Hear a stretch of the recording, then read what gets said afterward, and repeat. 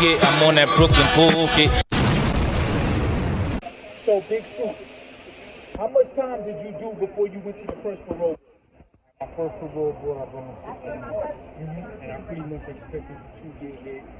Based on, they always hit you with nature of crime, criminal history, institutional record.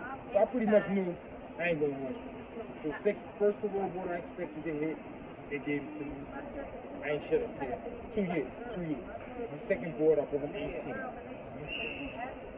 Hoped to go home, but I knew the second board was the parole board that they would try to say criminal history or institutional record. I knew the first parole board, I didn't have a chance to attack it, already let me know. No violent offenders make the first parole board.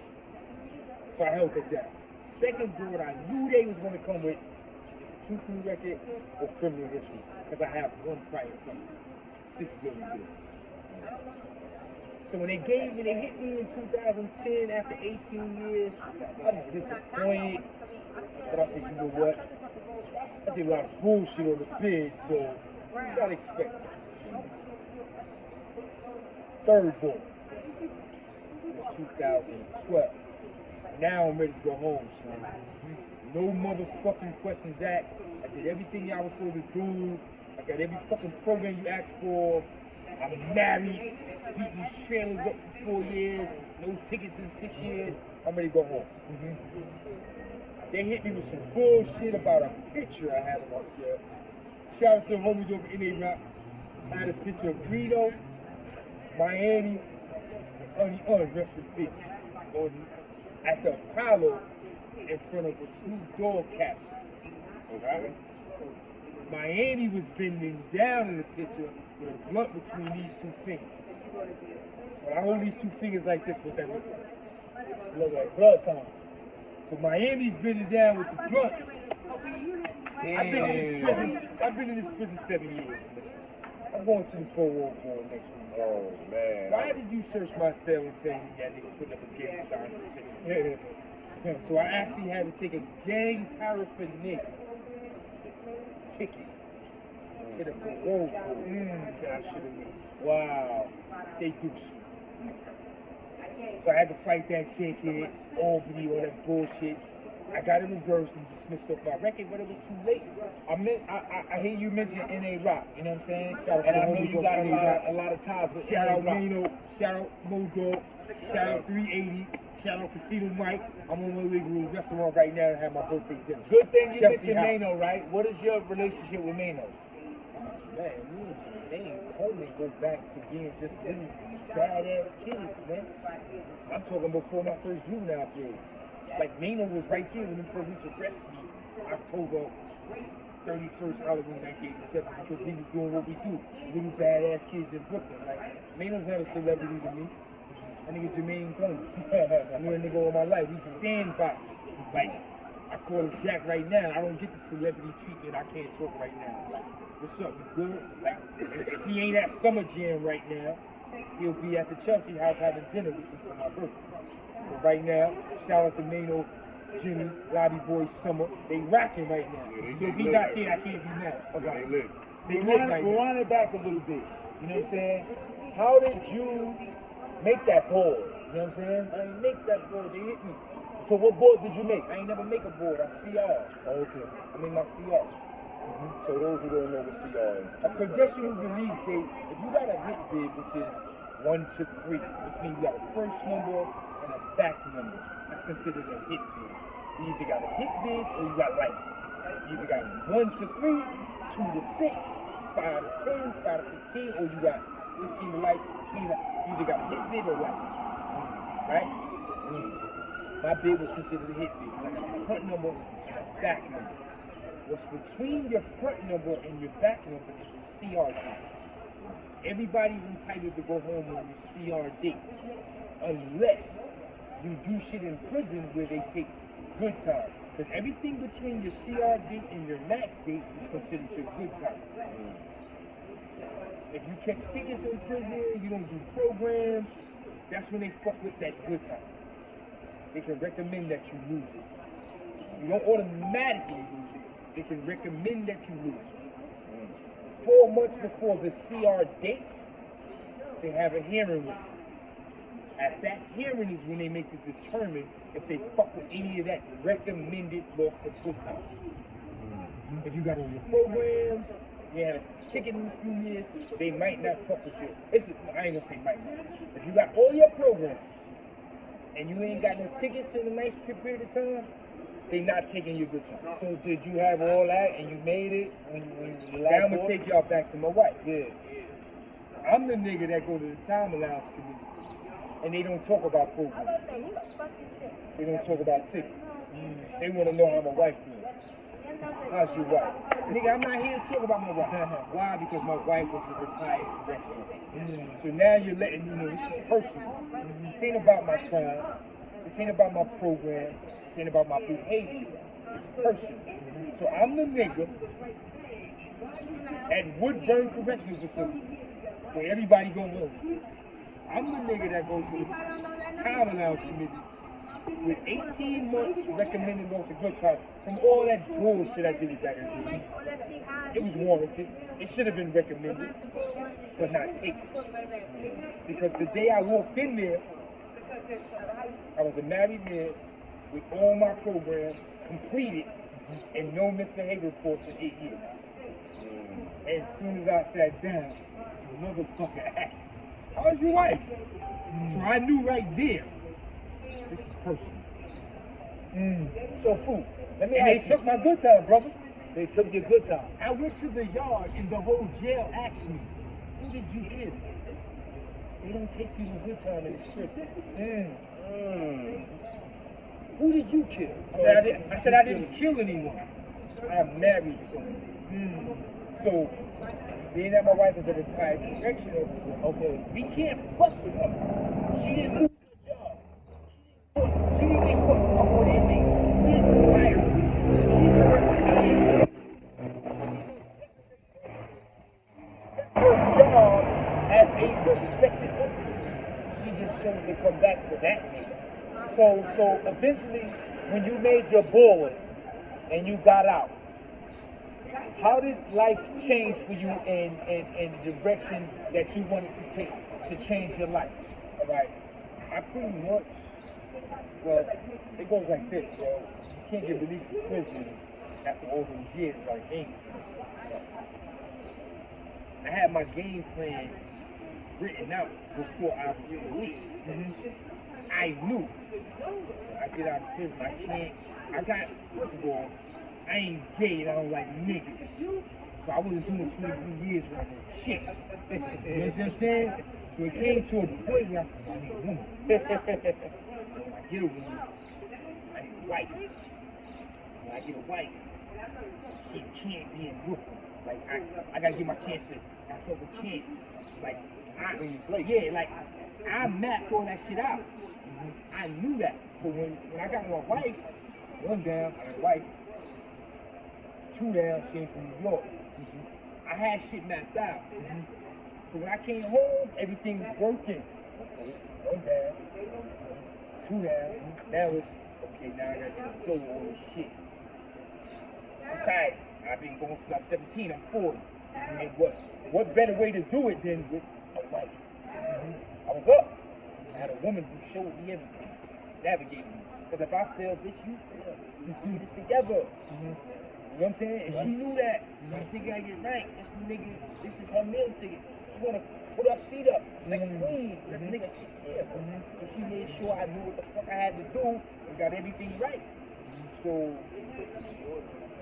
I ain't gonna lie to you, son. When these niggas come out and say, jail is hard, I can't get a job. Man, them is excuses, bro. Them excuses. Yeah. That ain't my story.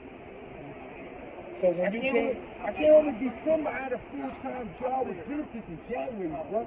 So when you came home and you put it down and your wife held you down and y'all started to see, you know what I'm saying, the good things that can happen, you know what I'm saying, but you putting it down. And where did it go from there? You know what I'm saying? Like the next steps. I'm like, well, you know, come to home. My first step was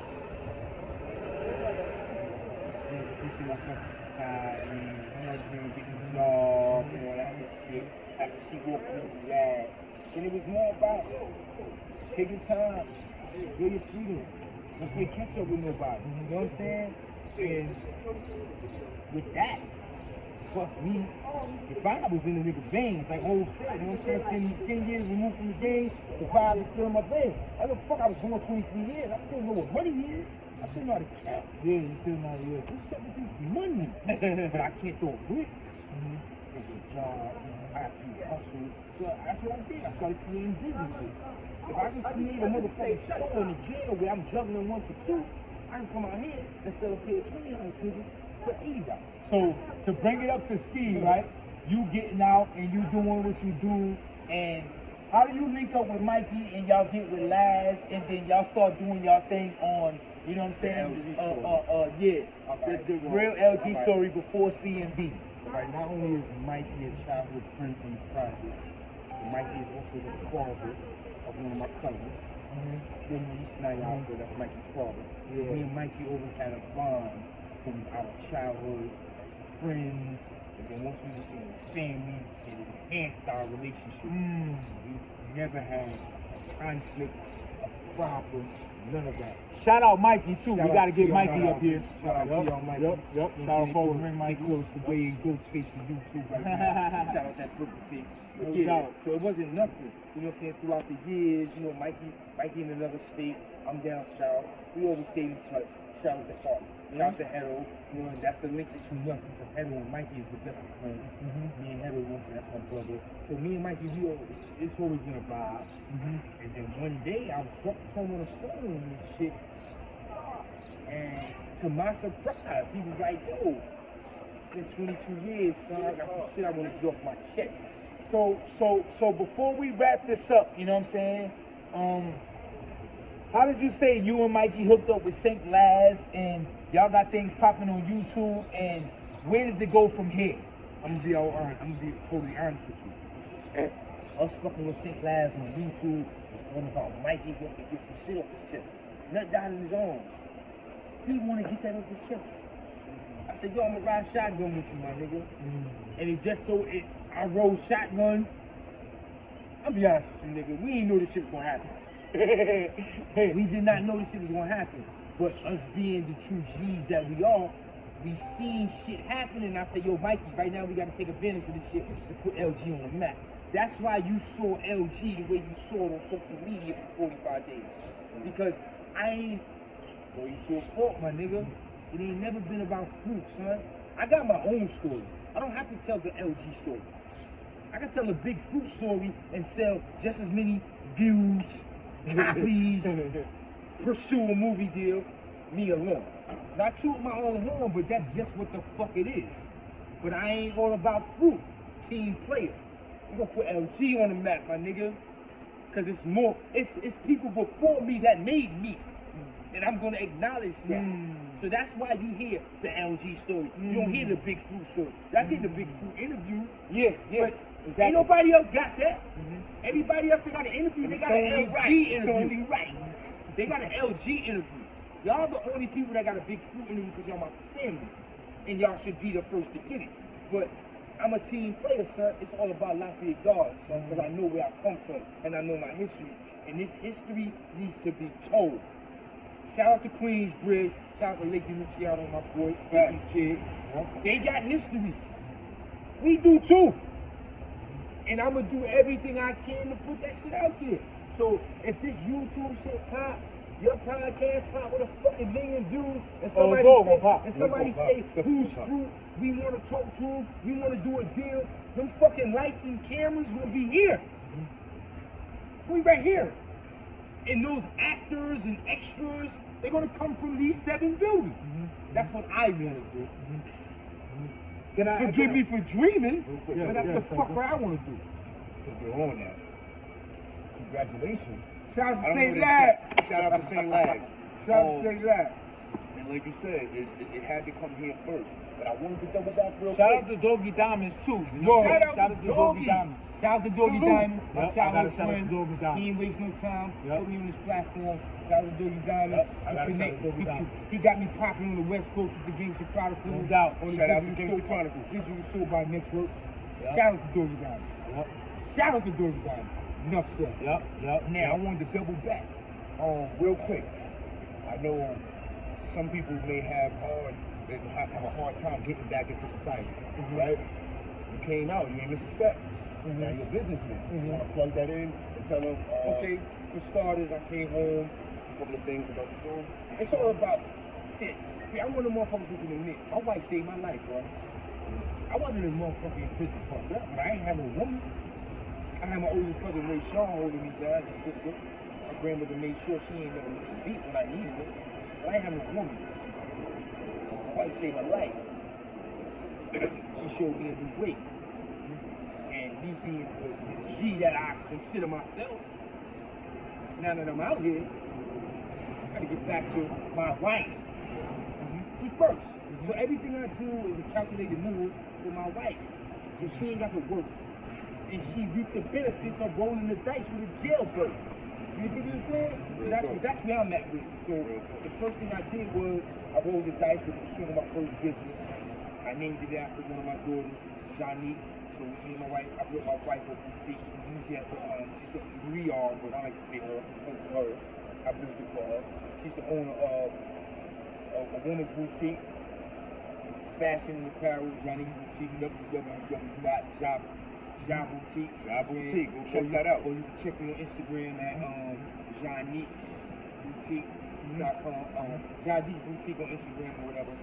And although that was my first business venture and I'm proud of it the most, I can't sleep on the fact that my wife has ventured off with the second business venture, which is Angela's Helping Hands, where we will be catering to the disabled, the seniors, and the veterans with all their needs, all their personal needs. So that's a second endeavor that my wife is pursuing with the leadership of one of my daughters. My daughter Tarika, shout out to my daughter Tarika, my grandson Jacir. So my daughter's going to be running the business, and my wife is the owner of the business. I'm quite sure you know I'm going to oversee shit, help out wherever I can, but that business was created because I have an uncle who suffers from epilepsy. Uncle Timothy, shout out to my uncle Fifi, everybody else you know who that be. I have an uncle who suffers from epilepsy, and I wanted to do something to give back towards people with disabilities. And me and my wife pursued this business. That's coming next. Keep an eye open for Angela's Helping Hands out in Charlotte, Connecticut. I'm in Charlotte, North Carolina. I say Connecticut. It's all good. We all drunk. Yo, I want to leave y'all with this, right? Shout out Big Fruit for coming through and doing the What's Good Cuzo podcast. Yes, sir. We would definitely have him again. Absolutely. You know what I'm saying? I don't think we got into everything, but we got into enough. Yeah. You know what I'm saying? So shout out to everybody that came through and they respect this podcast and they see what we doing. You know what I'm saying? Shout out to Doggy Diamonds for being there. You know what I'm saying, and helping with everything Fruit's doing. Also St. Laz. Yes, sir. Shout out to St. Laz, LG Story. No, not only shout out to St. Laz, my birthday is tomorrow, June 13th. Happy birthday to St. Laz. Happy birthday, Laz, bro. Happy birthday, St. Laz. Enjoy your You know day. what I mean? Get at us. Yes, we, sir. We definitely love the, Stories, everything yeah, that you've get a been story doing, from bro. you too. Let's work. Let's You work. know what I'm saying? Yeah, definitely. Let's work. Yo, Big Fruit, What's Good Cuzo podcast. Y'all will definitely be seeing him again. Absolutely. You know what I'm This saying? is I the think we thing. touched on a lot, and we're going to touch on a lot more. So sir. stay tuned. We're going to definitely have Big Fruit and Puerto Rican Mikey again. You know what I'm saying? Yeah, we gotta Shout get out to Puerto Rican Mikey. They've been killing it on the YouTube. You know what I'm saying? St. Laz, they've been killing it. And if you don't understand what's going on, you out of the loop. You need to get in the loop right now. You know what I'm saying? We on fire. What's Good Cuzo podcast. Y'all stay tuned all day. Let's go. Let's go. Peace. You already? Yeah. This is good as it get. I'm on that Brooklyn bull.